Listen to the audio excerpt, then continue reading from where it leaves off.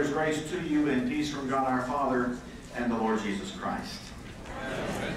This is my 8th address to the Annual Council of the Diocese of Atlanta, and it is by far the most difficult address I have been called upon to prepare. Now, the reason for that difficulty is not that I have nothing to say to you. You're not that lucky. But rather, I have so much I want to say. Now, before you get too settled into a long autumn nap, let me hasten to say that the net result of my ruminations are quite a bit shorter this year than usual. And that's not something you should get used to. But perhaps on this day, something in which we might all rejoice. Let me begin by expressing my gratitude, and yours, I hope, to a number of people who have powerfully enriched our common life in the last year. First, let me say again what a gift and delight it is to welcome among us Bishop Keith and Susie Whitmore.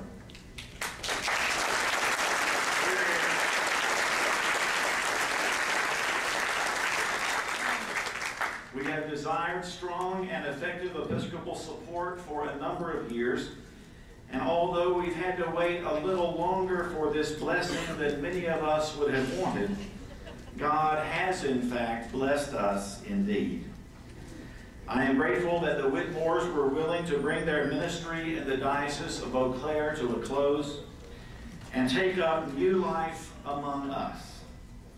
Their presence among us has made a positive difference in so many ways. Secondly, I want to pay tribute to the Reverend Canon William Bennett. As you know, Canon Bennett died quite unexpectedly over last weekend.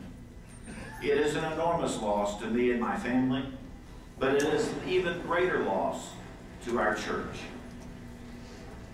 Canon Bennett was the very definition of a faithful priest, an administrator and financier with few equals, and one who enjoyed an international cadre of colleagues and friends. He had a nearly incomparable mind and lived with an undefended heart. A flood of expressions of sympathy and support has come from all over the world. It is hard to imagine a person who gives complementary portfolio of gifts, experience, expertise, and commitments to be a finer canon for administration and finance in this or any diocese. In only about 15 months among us, he made an endless contribution, an endless list of contributions to our common life. He will be missed for a long time as a member of our staff, a priest of our church, and a beloved friend to many of us.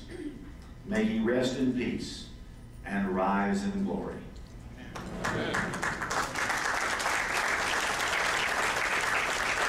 In last year's council, I asked for your support to launch several new initiatives. One was in the area of leadership development. I asked Jeffrey Hoare, the rector of All Saints Atlanta, to convene a team of servants from around the diocese to give serious thought and new direction to leadership development for both clergy and lay leaders. They have met faithfully, talked deeply, dreamed boldly, and their work is already bearing fruit. You will hear a brief report from Jeffrey about this work later in council. I am grateful to them for all they have done. Last year, I also asked a group to come together to push us forward on environmental issues theologically, practically, and in terms of appropriate advocacy. Stan Myberg of St. Bede's, Atlanta, has led a talented and deeply committed task force that is already making a difference in leading us toward more faithful care of the earth. Not just because it seems good, but because it is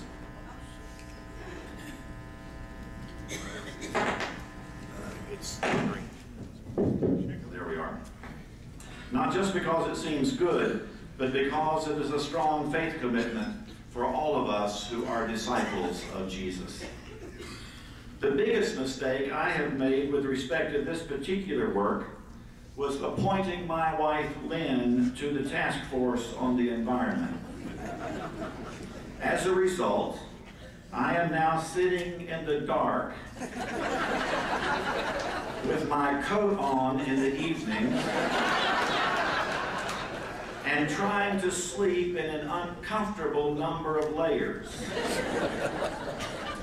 For breakfast, I often have a piece of bread that has in fact been in the toaster, but the toaster is now unplugged. Before this is over, friends, I may well be, by spousal injunction, the greenest bishop in the church.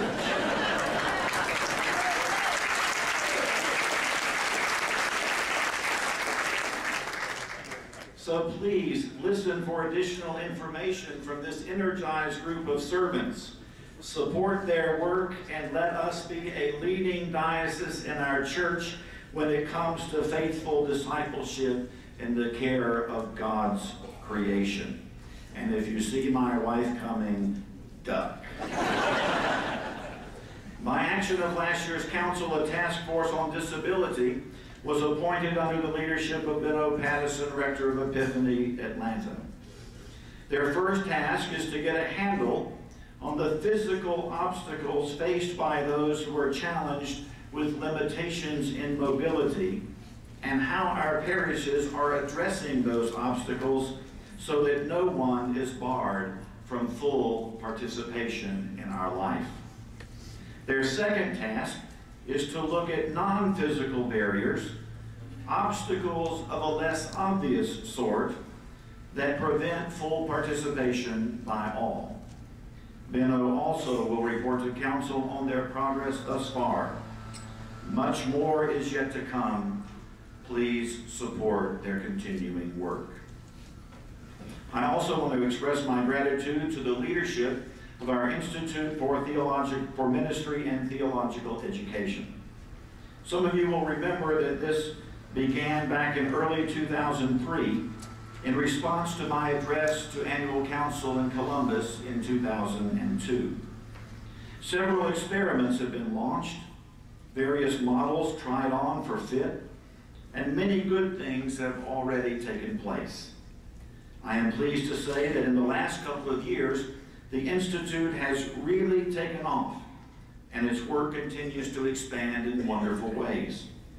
The number of people who have been involved are too numerous to name, but I want to thank the Commission on Education and its recent and present chairs, Dina Burrell and Don Tate, the advisory board of the Institute, the leader of the Institute, Nancy Armstrong from St. Patrick's, together with Linda Scott and Nan Ross of the diocesan staff, who work on many of the background details and communication.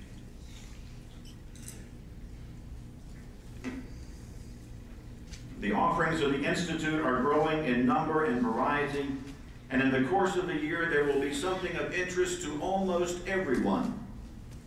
Support the good work of the Institute with your prayers and with your participation. The difference it is making is already measurable.